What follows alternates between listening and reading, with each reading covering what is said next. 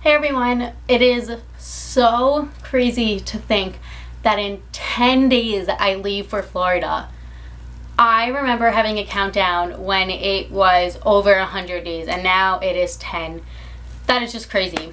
Anyway, so I thought that today would be a good day to talk about my application process and what I went through and what you guys can kind of expect. I actually filmed this video about a week and a half ago, and when I went to edit it, it disappeared. I don't really know what happened. I have no idea. So yeah, round two.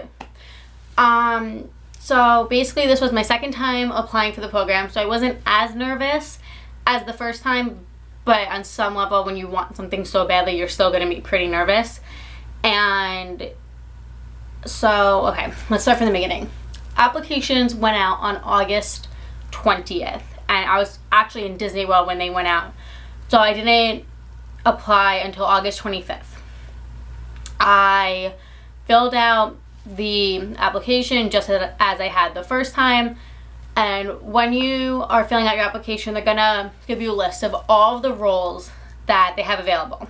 And make sure you read them all, even if you're like, I'm set on being character performer or a lifeguard or merchandise, whatever you're set on, make sure you read them all because you have to rate them all. You rate them either high interest, moderate interest, low interest, or no interest. A lot of people are going to tell you only put no interest or high interest for 2 or 3 roles, and I believe there are 20 to 25 role options. My suggestion is read them all and think about it. What would you absolutely 100% not want to do? And put no interest for that right away. If you have 10 roles, then maybe go back down and narrow and be like, all right, what would I do out of these roles to be in the program? And maybe put low interest, and then to do that with high. And then from the rest, you can decide what you want to do, moderate and low. For me, for no interest, I put lifeguarding because I've never lifeguarded before. I put bellhop just because I had knee surgery less than a year ago. I'm not all about lifting all the heavy suitcases and all of that. I also put no interest in quick food and service and full food and service because I've never worked with food and I don't think I would enjoy working with food at all. And I want to say, oh, and housekeeping. I put no interest in housekeeping because I'm the type of person that needs to have guest interaction, and I feel like you don't really get that much throughout housekeeping.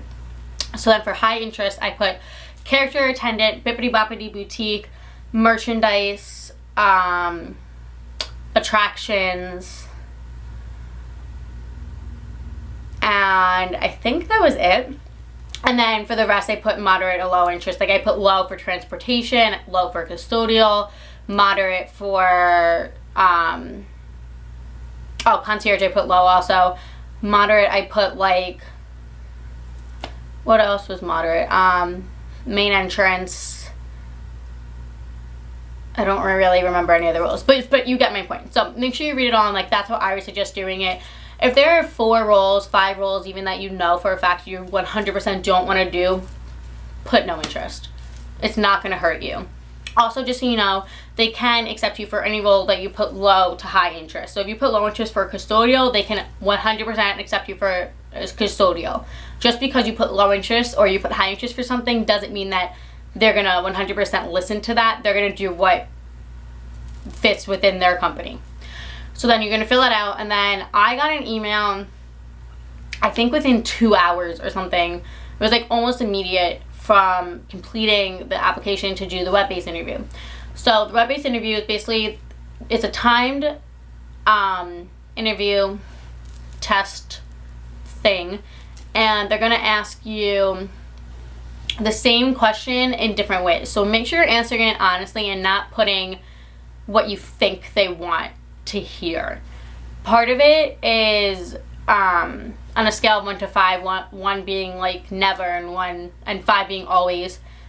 And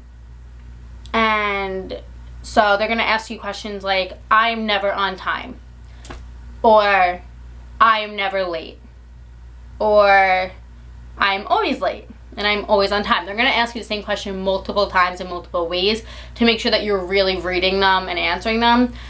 Also, don't worry about the time thing. The first time I did that, freaked me out. I was like, oh my God, I'm a slow reader. I'm not gonna have enough time to answer all the questions and be able to really read them and think about the answers. I think it's like 45 seconds or something. I honestly took it back in August and it's now January, so I don't fully remember. I want to take 45 seconds per question, and you have enough time to do it and think about it. And if you have enough time.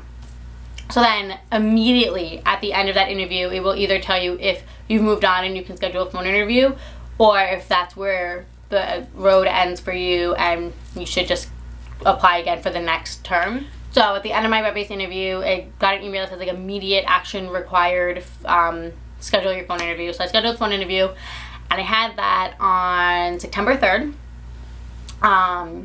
When I did the phone interview the first time, I was home because it was during my spring break. So that was actually really cool because I was able to do it in a familiar room. I used my landline. I had no distractions. No one was home. Second time I had to do it in my dorm room. It was a very different experience. I had to use my cell phone. I was going in and out. I couldn't hear her part of the time. It's like scared me. I thought that I was done. I thought that my first phone interview went so much better than my second phone interview, and because I thought that, I didn't think I was getting in because I didn't get in the first time. So that just kind of bummed me out. If you have the opportunity, use a house phone, like a landline. Trust me, it will just calm your nerves so much more. If you don't have that luxury, then make sure where you're making the phone call, you've had phone calls there before. I had phone calls in my room all the time, and just one time I needed it to work, it going in and out, and I can barely hear her. Also, make sure you have a pen and paper with you. You're going to want to write down your interviewer's name, so at the end you can thank her by her name or his name. And in case you have any questions, because at the end of the interview they will ask you if you have any questions for them, and make sure you ask questions. Whether it's just 2 questions and you already know the answers to them, if you can't think of anything else, they want to know that you're interested in it and that you're not just doing it so it looks good on your resume or because your best friend's doing it. You want to make sure that you're doing it for the right reason. So if you ask questions, it shows that you're interested. I think I asked like 5 questions because I just needed to know the answers. One of them was about volunteering. One of them was about like something relating to the role. It was just like, make sure you ask some questions. Basically my point. Also during your interview, she's gonna ask you questions like, I keep saying she, both my interviewers were women. She asked me questions if I had any visible tattoos or if I had piercings more than just one hole in each ear, like the traditional piercing. And if I was willing to take them out or cover up any tattoos, and I don't have any tattoos, but I do have 9 piercings in my ears, so I'm taking them out. She asked if I was familiar with the Orlando area, how I would feel about moving away from home for an extended amount of time. She asked me how I thought I was qualified to work at the boutique, and I told her all my reasons. She asked me what I would do if a mother or father was not happy with the child's look and what I had done, what you would do in that situation. Then she moved on to character attendant and asked me if I was the type of person who had the authority figure where I could tell people that the line is cut off and have people be mad at me and be disappointed with me. How would I react in those situations? What would I do if I had a little kid screaming and crying that they wanted to be their favorite character but they needed to go on their break, and things like that. And then for merchandise, I have a lot of experience and I've worked in retail for 3 years, so she just kind of asked me about my experience. She asked me what I'd done in the past with a difficult customer, and just different things like that, and what I think a good salesperson is, just kind of questions like that. And then she also asked me, which I'm assuming related to attractions, because I told her that my third was attractions and merchandise, because I wanted to just sneak that one in there. I think she asked me how I'd feel about doing something repetitively over and over again. Oh, and for merchandise, she also asked me if I enjoyed working in a fast-paced or slow-paced environment.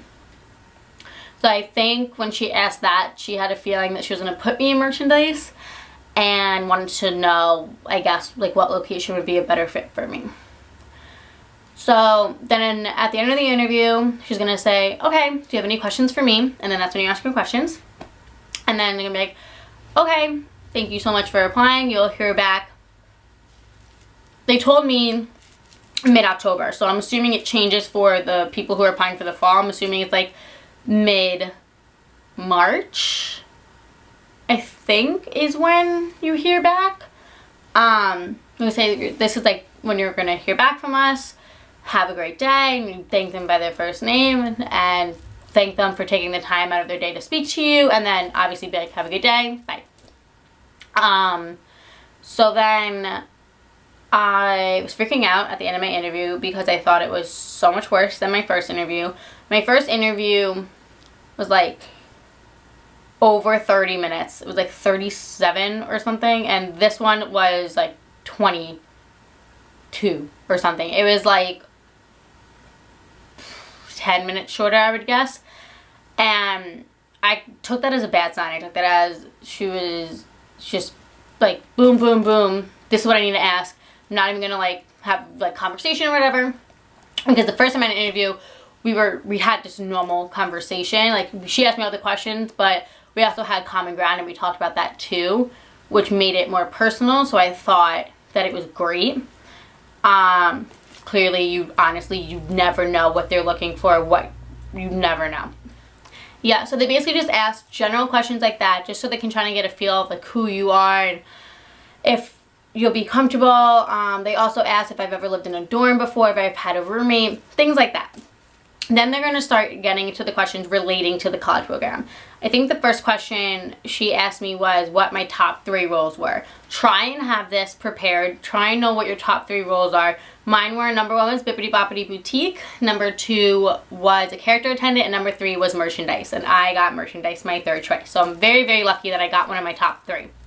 For your phone interview, you want to give yourself about an hour's time slot. They can call up to 30 minutes before or 30 minutes after your time.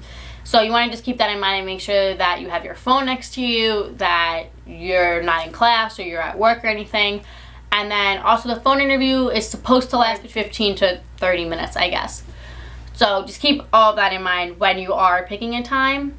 And also, just a tip, right before you have your phone interview, don't be rushing. Don't schedule your phone interview for exactly 30 minutes after you have a class or you're supposed to be home from work or whatever.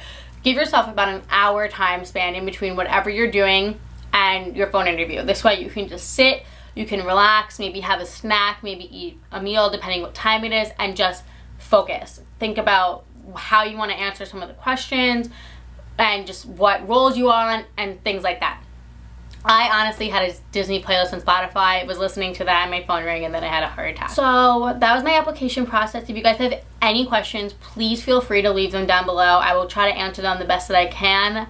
I know it's kind of vague on some spots, but I have a blog post about it that I wrote closer to when I actually did the application process, so I will link that down below for you guys to go and check that out if you are interested. And I think that is everything. Thank you all for being a part of my world, and I will talk to you guys next time.